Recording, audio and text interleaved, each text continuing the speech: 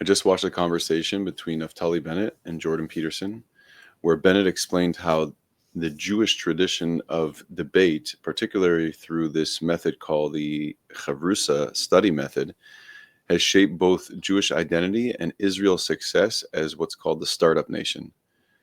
It's such a fascinating idea because it ties education, innovation, and brings culture all together. Let's break it down and see how this could apply to life today. And if you enjoyed deep dives like this, hit the subscribe button and stay in the loop. Let's check it out. As it evolved in the diaspora and previously in the two previous states we had in Israel, was a very democratic and open for debate society. Yeah. Let me tell you something. Open for debate. Yeah. Debate is at the core of Judaism.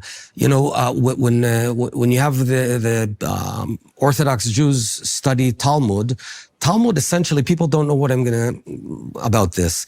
Talmud is sort of the law code of Judaism. But the Talmud's not about the bottom line. It's not it's not a book of rules. It's you can fill a library with it. What it is, it's debates between rabbis.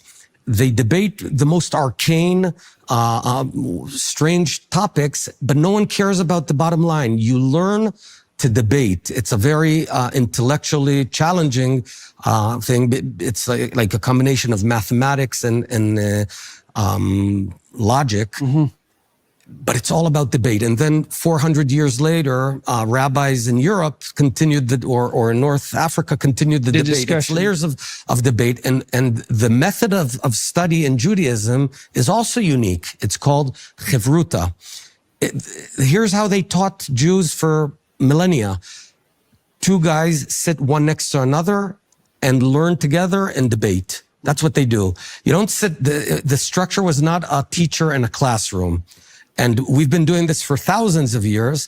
And I believe, by the way, that's part of the secret of the startup nation, is that we're such a debating people. At its best, it brings you innovations. I remember in my startup company, we were yelling at each other the whole time. You know, anyone who came into my company heard screaming between the VP R&D but it was positive. At its worst, it can tear apart societies when the debate is not for the right reasons. Mm-hmm, mm-hmm. Yeah, well, so that means upward-oriented debate. Well, it seems to me that that implies that maybe one of the things that the Jewish state and Christian or Judeo-Christian democracies have in common is something like a conceptualization or an embodiment of the logos, right? The idea that the way that you make progress forward is through thought, and that's mediated by speech, and that speech has to be free, and it can be intense. Yes. And so think about that. The most respected person in the community for those 2,000 years was the rabbi. And the rabbi was typically the smartest guy. He was best at studying Talmud. That's how the most famous rabbis like Maimonides, who was also a physician, and the first and foremost, they were the best at study.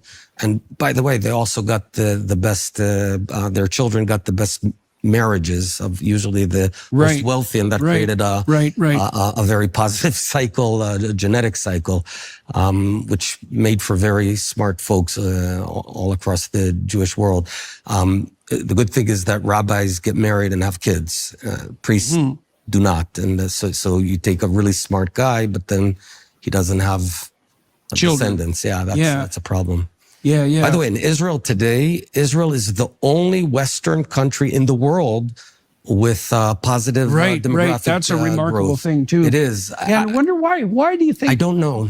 You don't know. I don't know. I have all kinds of ideas. By the way, people think it's only because of the ultra-Orthodox, because they do have a lot of kids. But even if you carve them out, the secular are also net positive. You need 2.1 to retain a population.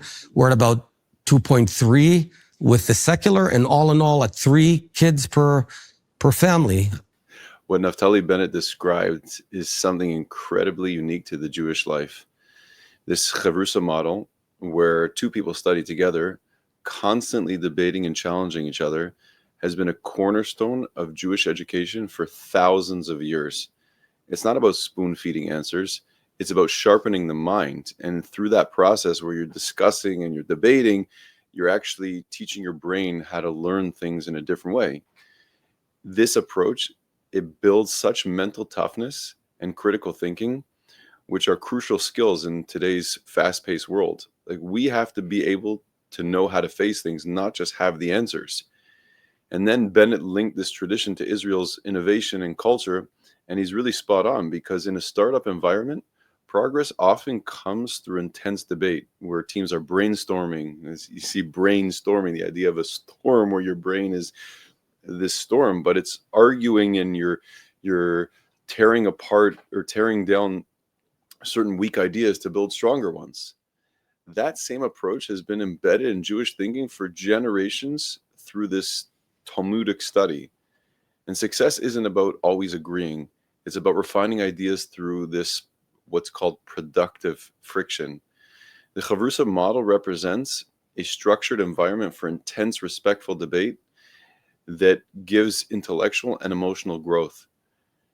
You're not just learning facts, you're training your mind to question, to analyze, and to adapt in real time. And he also touched on something fascinating where he says that Israel's higher than average birth rate, even among secular families. You would think it's among Orthodox, where you have, they have tons of kids like myself. It's rare in the Western world, and it suggests that Israel has maintained a balance between progress and tradition. That sense of continuity, valuing both innovation and family, might be another factor in Israel's long-term success. The lesson here is that debate, when done for the right reasons, isn't conflict. It's a powerful tool for growth and discovery. Whether it's in learning or business or in personal life, engaging with other perspectives is going to help us refine our own thinking and become better versions of ourselves. What do you think?